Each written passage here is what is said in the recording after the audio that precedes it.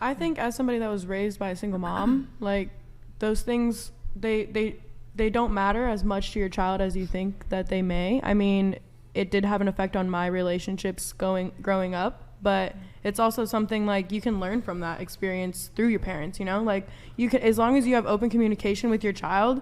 And I don't have any children, but I have younger siblings, and I'm openly communicative with all my family members. I think what's most important when it comes to kids is their love in the house. Do they see love between their parents?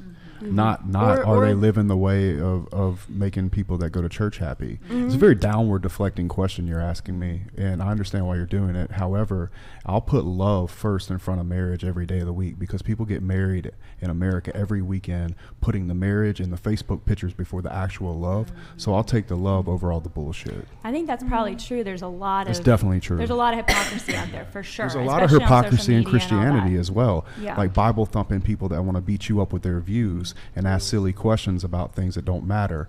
Like, is your kid going to be upset that you have other women? All I'm worried about is being a good fucking father and a provider and giving them a life full of love. And if I can do that, I've been quite successful. In fact, I'd say more successful than most Christians. So my understanding Shots of love... fired. My understanding of love is that it is totally wanting the best for the other person, and that it's committed, and that it's sacrificial, and that it's exclusive, it's faithful. And fidelity, I think, is a really important part of love. And if you don't have fidelity in love, then you don't have the security and the opportunity for full vulnerability. Can I throw a hypothetical at you? Yeah, please do. And this is a hypothetical, please don't get offended. But if your husband were to do something that was not okay with you whatsoever, to the point where you did not any longer want to be with him, whether that's cheating or something else that's just a no for you, would you leave them? Would stay. Would you leave them to just please your children and to keep your family together? Is that like you're willing to risk your own happiness and well-being or even safety if it was something that was that extreme? Are you talking about abuse?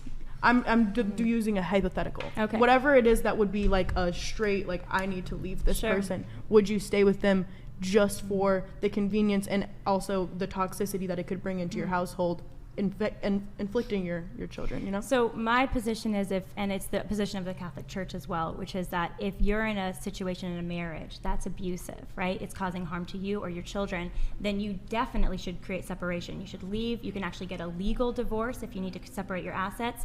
But the position of the church and my belief is that marriage is forever, until death do us part. Until death do us part. So you can marry someone and they become a screwball. You know, they totally mess up. They do bad things, and you should separate yourself from them for your protection or your kids' protection. But you then don't go on and just remarry and try to live another life.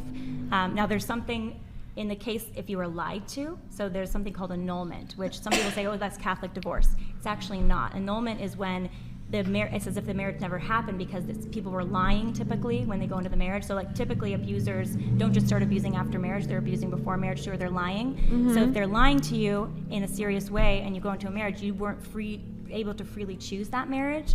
And so afterwards you can request an annulment from the church and be like, hey, I don't think I was even married because I didn't freely choose this. I didn't know this guy was a liar and, you know, addicted to and abuse and all these things. And so in that case you could nullify the marriage and then be free to actually get married. I want to say something just to be completely fair to you. I think what you have in your marriage is absolutely beautiful. No problem with it at all. I think that if you two are happy and like living together in the Lord and like you see a future that goes past this life to heaven, I think that's a beautiful, beautiful thing. No issue at all. Well, and you should be commended for doing it, you know, properly. Well, but not properly in regards to your religion. I don't mean to cut you off, but properly in regards to like what you are setting out to do with him. I think that's a beautiful thing. Well, we're definitely imperfect people figuring it out, right? And that's what part of marriage is becoming better together, you know, in that total commitment to each other. But the thing is, like, I'm passionate about not just wanting it for myself, right? Like, I'm very grateful to be married. It has rooted my life. It has anchored my life. It has changed my life.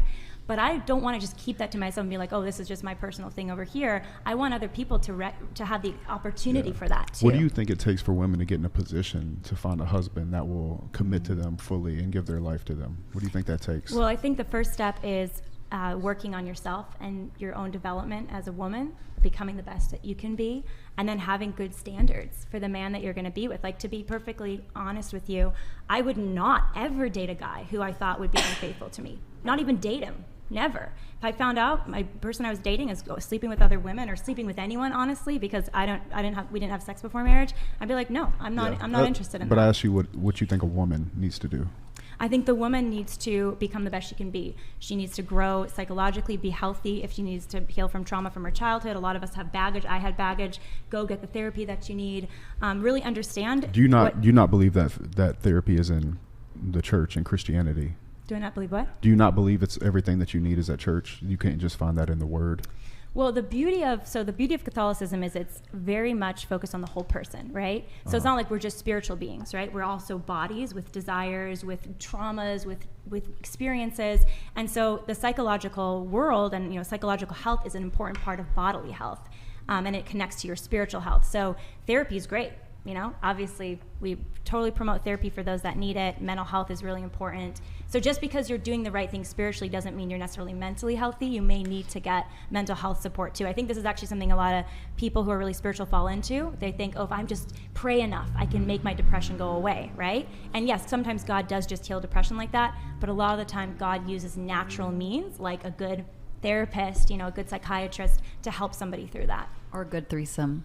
Oh. Haram. I would say that's going to decline someone's mental health in the end, would be my maybe for some people, but that's again like it's so unique to the person. And I think so. You're talking about like spiritual, you're talking about bodily, mental. We're also sexual, and I think we absolutely are. That's the part, and like we have to find a way to healthfully channel that desire. And for you, that's through monogamous marriage. For me, that's through non-monogamy, and trusting like what is right for me is right for me, and what is right is right for you. And back to your question too about, what if all society was like you? But it's not. It's a spectrum. We have people all the way on the one extreme of monogamy. We have other people on the other extreme to polyamory. And like we're all somewhere across there. And I think there's beauty in all of it, depending on who you are and what's good for you. And so I don't think it has to be one or the other. But Nick, you're 3 years in, right? You're 3 years in living this way. So look at 90 years. Look at 80 years. I don't know how long. I'm thinking the same thing. I don't know how old you want to live to.